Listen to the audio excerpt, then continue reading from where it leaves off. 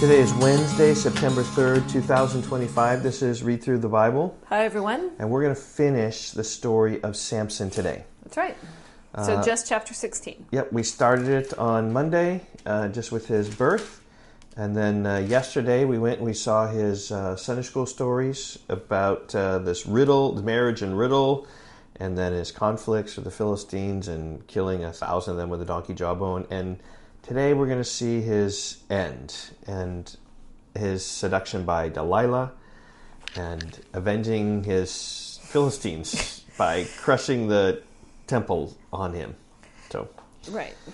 and then afterwards, when we're done, we'll summarize this and we'll kind of reflect upon Samson and we reflect upon all the judges because we finished with the judges after Samson. So here we go. Judges chapter 16, verse 1. Samson went to Gaza. And there he saw a prostitute, and he went into her. The Gazites were told, Samson has come here, and they surrounded the place and set an ambush for him all night at the gate of the city. They kept quiet all night, saying, let us wait until light of the morning, and then we will kill him. But Samson lay till midnight, and at midnight he rose and took hold of the doors of the gate of the city and 2 posts, and pulled them up, bar and all, and pulled them on his shoulders and carried them to the top of the hill that is in front of Hebron. Do you remember being at the London Museum? At the British Museum. Yep. Yeah. And we saw some city gates, and the professor who was with us from Master's Seminary told us, that would be like the gates that Samson picked up. And they were huge. Yeah, it kind of reminds me of like there's a show, The World's Strongest Men, where they're carrying these big boulders and bars and pulling trains and stuff like that, and that's kind of what Samson. He was a he-man and these doors were 20 feet tall and thousands of pounds, and huge. It was amazing. Verse 4. After this, he loved a woman in the valley of Sorek whose name was Delilah. So this is the third woman we've been told about, At least, right? yeah. That first Philistine wife who caused all the problem. Well, with the riddle, and then this prostitute, and now Delilah. Verse 5, and the lords of the Philistines came up to her and said to her, seduce him, and see where his great strength lies, and by what means we may overpower him, that we may bind him to humble him.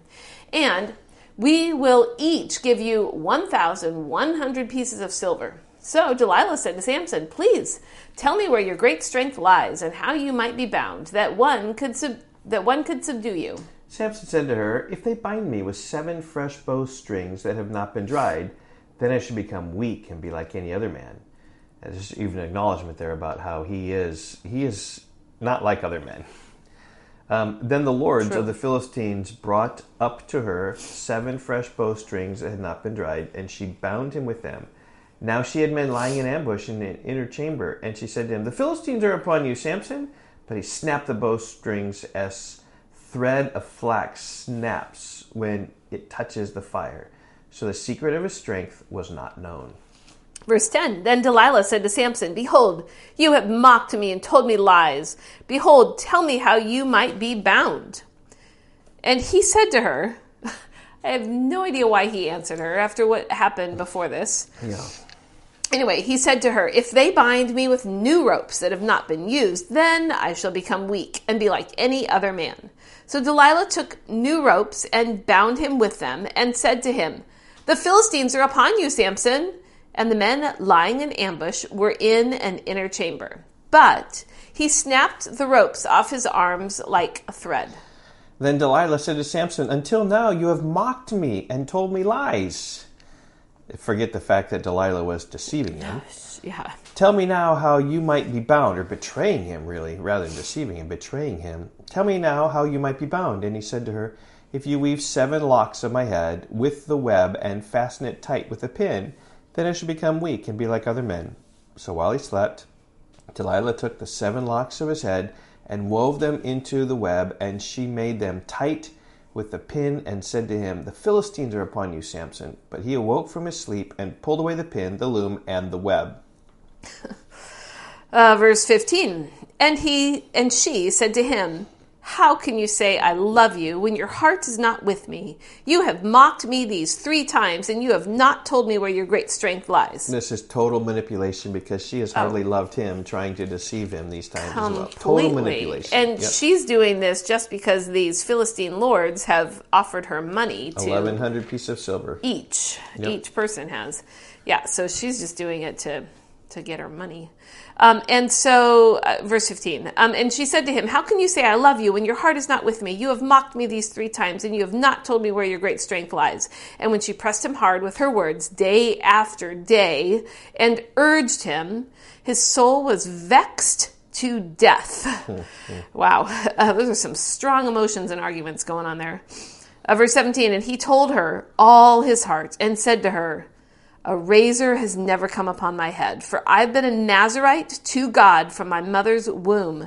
If my head is shaved, then my strength will leave me, and I shall become weak and be like any other man. When Delilah saw that he had told her all his heart, she sent and called the lords of the Philistines, saying, come up again, for he has told me all his heart.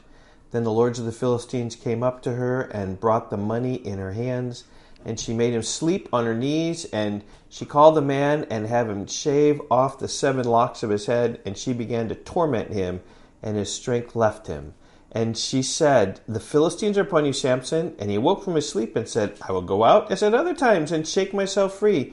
But he did not know that the Lord had left him. It's interesting. It doesn't say that his hair is gone. But with the hair being gone, that's the symbol of his strength. The Lord had left him. And the Philistines seized him and gouged out his eyes and brought him down to Gaza and bound him with bronze shackles. And he ground at the mill in the prison, but the hair of his head began to grow again after it had been shaved. Now, the lords of the Philistines gathered to offer great sacrifices to Dagon their god and to rejoice. And they said, our God has given Samson our enemy into our hand. And when the people saw him, they praised their God. For they said, our God has given our enemy into our hand, the ravager of our country, who has killed many of us. Which, that's true. Samson had killed many Philistines. Verse 25, and when their hearts were merry, they said, call Samson that he may entertain us. So they called Samson out of the prison, and he entertained them.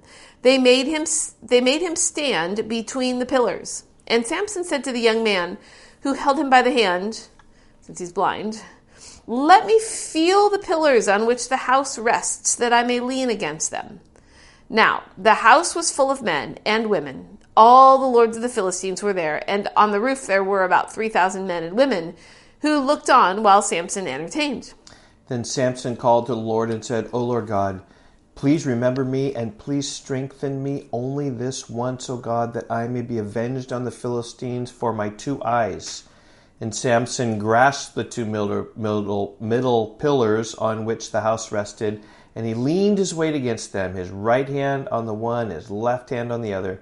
And Samson said, let me die with the Philistines. And then he bowed with all his strength, and the house fell upon the lords and upon all the people who were in it. So the dead whom he killed at his death were more than those whom he killed during his life. Then his brothers and all his family came down and took him and brought him up and buried him between Zorah and Eshtaol. In the tomb of Manoah his father, he had judged Israel for 20 years. Wow. Okay, so between So Zorah strange. and Eshtaol, that's right where he was from. Right. And so we see here, like the final days of Samson. So talking about Delilah's seduction of Samson, and depending upon how much you want to include there, how much space you have, like the 3 times and then the 1 time. You've got the gates at the beginning. Forgot the gates. Yep, carried the gates away. That was Like the world's strongest That man was before competition. Delilah. Yep.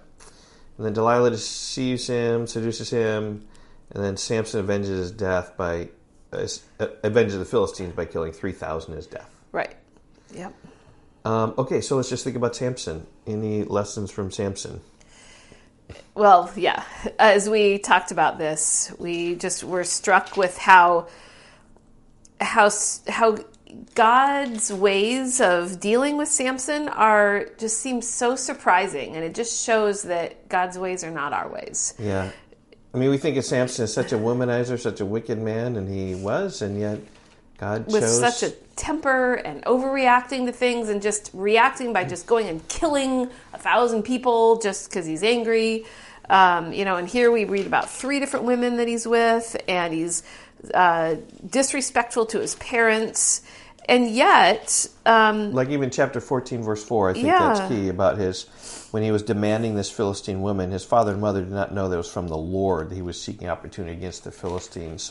Which that just seems so surprising. Why would God want him to pursue this Philistine woman when the Israelites were told not to marry the other nations? And yet, God's ways are not our ways. Like this is definitely not the story we would write. Yeah, just don't think that we know everything about the ways of God.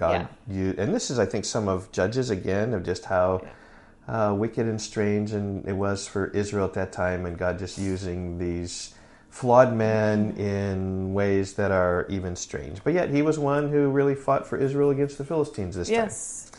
Okay, and then we also finished the Judges in general also, because after this, beginning in verse 17... in chapter 17, we're just going to see just lawlessness get even worse. Right, so 17 through 21 doesn't even have a specific judge ruling anymore. It's just complete lawlessness in the nation of Israel. Well, they're not even the nation of Israel yet, amongst the Jewish people, the Hebrew people. Yeah, so we're done with the Judges, per se. We're still in the book, but we're still continuing the theme about everybody doing what is right in their own eyes. And we're going to see this in fact, chapter 17, verse 6. We'll see that tomorrow. Yep. Everyone did what was right in his own eyes, which is also at the end of the book of Judges. And that's really the moral of the story, is that when people do what's right in their own eyes without the fear of the Lord, it just all goes to chaos. How we need to submit ourselves to the Lord and do what's right in God's eyes. Okay, we will see you tomorrow. Bye-bye. Goodbye.